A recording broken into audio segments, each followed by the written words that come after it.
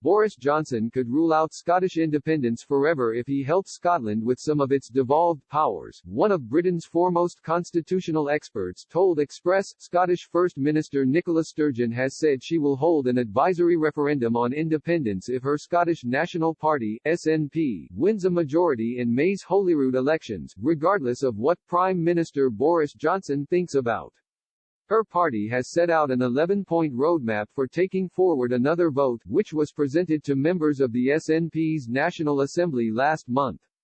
The SNP leader told the BBC's Andrew Marr, "I want to have a legal referendum, that's what I'm going to seek the authority of the Scottish people for in May, and if they give me that authority that's what I intend to do, to have a legal referendum to give people the right to choose, that's democracy.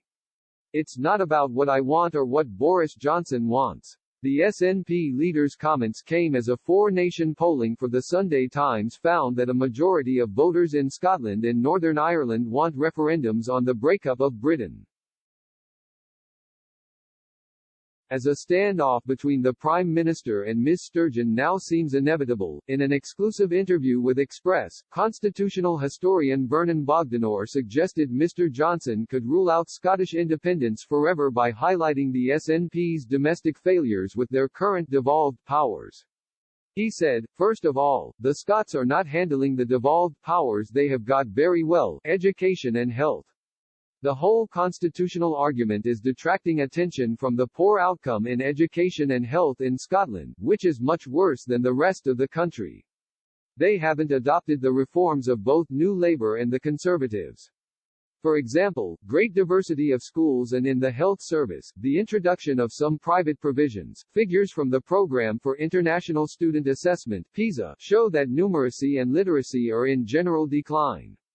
I think in maths, Scotland might be behind Slovenia." Professor Bogdanor further explained that the independence issue could be put to bed once and for all, if Westminster issues grants in the right way.